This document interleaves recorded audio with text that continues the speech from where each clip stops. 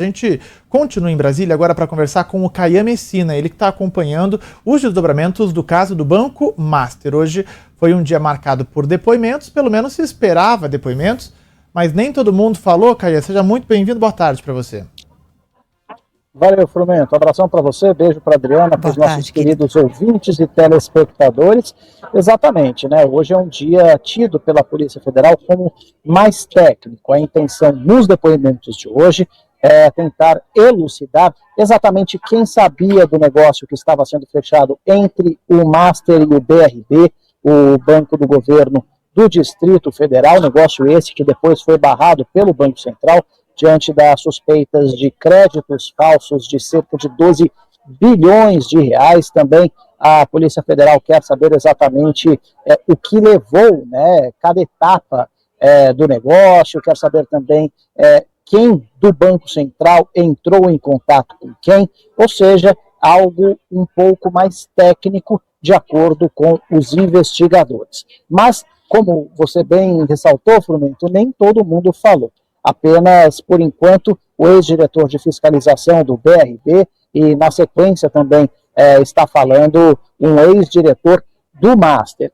Dois empresários que teriam participação em uma empresa que é acusada pela Polícia Federal de fazer ali o meio de campo entre o Master e o BRB, empresa que seria uma das responsáveis pela emissão dos títulos falsos, alegaram que não tiveram acesso ao inquérito e, por isso, devem ser ouvidos em outra oportunidade. É uma tentativa hoje da Polícia Federal ter um pouco mais de elementos técnicos para amanhã, quando novos depoimentos devem ocorrer, depoimentos esses aí sim, com ex-diretores, diretores do Banco Master, pessoas que são ligadas diretamente, por exemplo, a Daniel Vorcaro, o dono da instituição.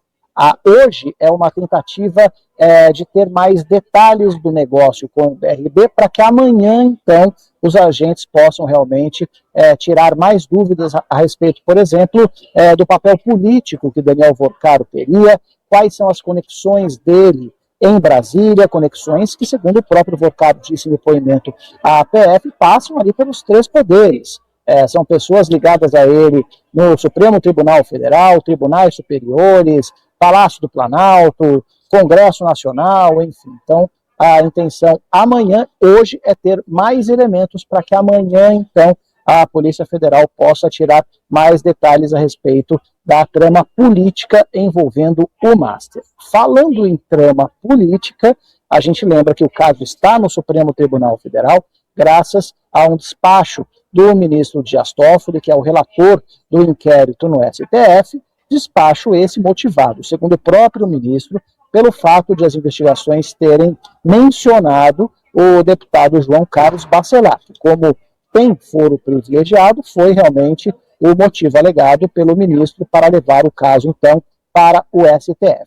E aí, o ministro Dias Toffoli vem tomando uma série de decisões que estão irritando a Polícia Federal. Hoje, o diretor-geral da corporação, Andrei Rodrigues, ele, durante um ato, né, em que estava empossando ali, né, os novos integrantes da APF, afirmou que o inquérito, mesmo sob a batuta de Dias Toffoli, segue sem qualquer dificuldade, sem qualquer irregularidade, mas, ao mesmo tempo, ele frisou que a Polícia Federal é uma instituição de Estado que não se curva a ninguém, e afirmou que realmente esse caso do Banco Master seguirá nessa mesma toada. Hoje também, né, em entrevista publicada pelo jornal O Estado de São Paulo, o presidente do STF, o ministro Edson Fachin, afirmou que é cada vez mais necessário que o tribunal implante um chamado código de conduta. Só para que o nosso ouvinte tenha uma ideia, em praticamente toda a administração pública há um código de ética que as pessoas acabam seguindo. Por exemplo, no Palácio do Planalto, o código de conduta foi implantado em 1994. E até hoje, 2026, os ministros do STF não têm realmente um código que diga, por exemplo, o que pode e o que não pode. Pode pegar carona em jatinho com advogado de parte interessada em processo? Não há nada que diga que não possa. Pode receber presente? Que tipo de presente? Pode, por exemplo, filhos de ministros atuarem na advocacia em casos que os pais relatam? Não há nada que diga a respeito, né, um código de conduta. Alguns integrantes do STF afirmam que isso já está na chamada LOMAN, a Lei Orgânica da Magistratura. Por isso, o ministro Edson Fachin tem encontrado dificuldades para a implantação desse código de conduta, que, segundo ele, é realmente, pessoal, imprescindível para que o STF saia aí, né, desse momento que está difícil sob os holofotes cada vez maiores, minha gente.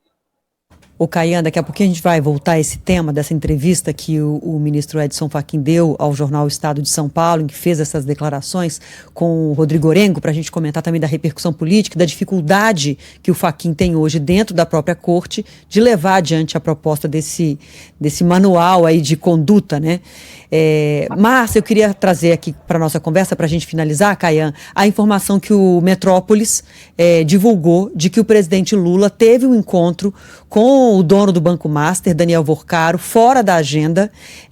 Isso se tornou público agora e parece que você conseguiu confirmar essa informação. Algum posicionamento da presidência em relação a essa notícia? Olha, ainda não há um posicionamento formal, mas a gente já tem a informação. Esse encontro foi em dezembro de 2024.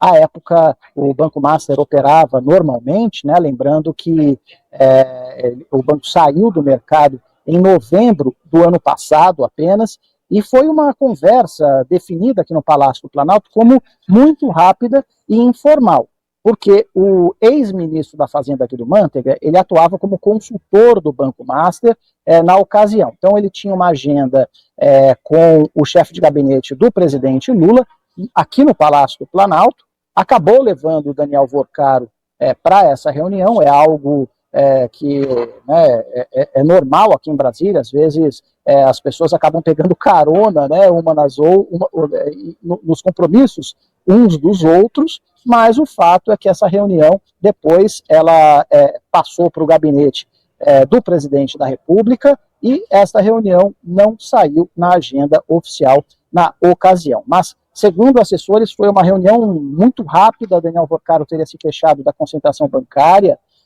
do Banco Central, mas o presidente Lula teria respondido: olha, esse é um assunto do próprio BC, então sugiro que você trate então lá no BC. À época, Gabriel Galípolo não era o presidente da Autoridade Monetária Brasileira, mas segundo fontes ele estava realmente nessa reunião. Foi algo realmente muito rápido. Ou seja, Adriana, em tempos de Banco Master, de polêmica envolvendo o Supremo, envolvendo o Daniel Vorcaro, envolvendo o Congresso Nacional, ninguém quer realmente ter mais uma dificuldade aí a respeito desse assunto, e o Palácio do Planalto quer distância desse tema. O fato é que essa reunião fora da agenda mostra o acesso que ele tinha, as portas que foram abertas e como ele circulou em Brasília, né, Caian? Obrigada pelas suas informações, viu? Até mais. Tchau, tchau. Bom, a gente segue falando de Brasília porque hoje foi um dia